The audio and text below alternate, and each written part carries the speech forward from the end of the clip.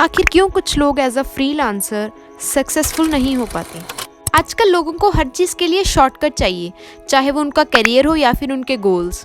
जितनी एनर्जी किसी चीज़ के शॉर्टकट को ढूंढने में आप लगा देते हो, अगर उतनी एनर्जी उसी चीज़ को स्टेप बाय स्टेप सीखने में लगाओ तो शायद वो चीज़ ज़्यादा जल्दी और प्रोडक्टिव वे में हो।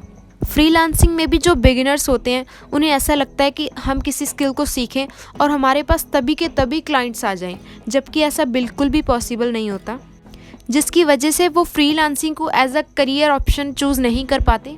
सो इसका major reason lack of skills भी हो सकता है। ज़्यादातर बिगिनर्स के पास वो नेसेसरी स्किल्स नहीं होती जो एक फ्रीलांसर के पास होनी चाहिए, जिसकी वजह से उन्हें स्टार्टिंग में स्ट्रगल करना पड़ता है और कभी कभी तो उन्हें ड्रॉप भी करना पड़ता है फ्रीलांसिंग को।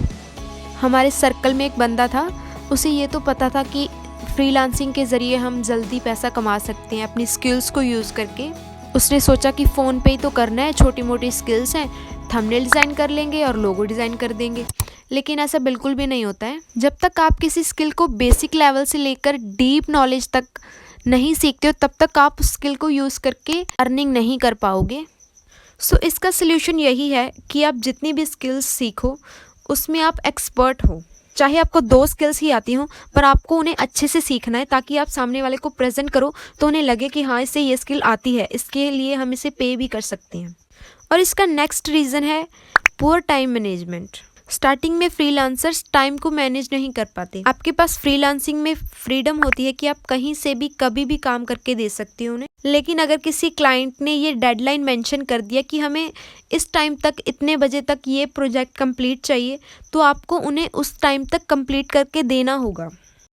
और पुअर टाइम मैनेजमेंट की वजह से वो एक टाइम पे ज़्यादा प्रोजेक्ट्स ले लेते हैं। इसकी वजह से उन्हें जल्दी जल्दी करने के चक्कर में उस काम की प्रोडक्टिविटी को भी डिक्रीज़ कर देते हैं। सो स्टार्टिंग में आपको 1 से 2 प्रोजेक्ट्स लेने हैं पर डे, जिसकी वजह से आप उस काम को टाइम दे सको और अच्छे से कर सको। समटाइम फ्रीलांसर्स को क्लाइंट नहीं मिल पाते, जिसकी वजह से उन्हें ड्रॉप करना पड़ता है। ये प्रॉब्लम ज़्यादातर आपको स्टार्टिंग में फेस करने को मिलेगा। स्टार्टिंग में उतने लोगों से कांटेक्ट नहीं किया होता, जिसकी वजह से आपको थोड़ी प्रॉब्लम आ सकती है। ये प्रॉब्लम धीरे धीरे अपने आप सॉल्व हो जाती है, क्योंकि टाइम के साथ जितने ज़्यादा प्रोजेक्ट्स आप कंप्लीट करोगे, जितने लोगों के कांटेक्ट में आओगे, उतना अच्छा आपका नेटवर्क बिल्ड होगा। इस चीज़ में टाइम ज़रूर लग सकता है, लेकिन इतना भी मुश्किल नहीं है कि आप इसकी वजह से ड्रॉप अप ही कर दो। And the last one is lack of business skills.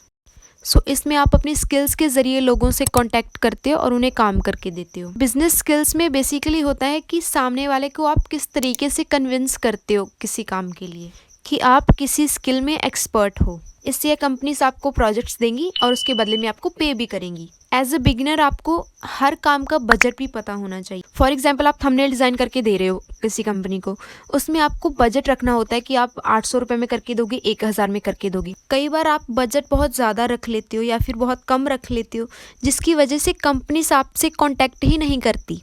सो ये भी एक रीज़न हो सकता है जिसकी वजह से आपको क्लाइंट्स ढूंढने में मुश्किल होती हो। सो ये वो सारे रीजंस थे जिनकी वजह से एज अ फ्रीलांसर लोग अपना करियर नहीं बना पाते। उम्मीद करते हैं कि आपको ये वीडियो अच्छी लगी होगी और हेल्पफुल रही होगी। Thank you so much for watching.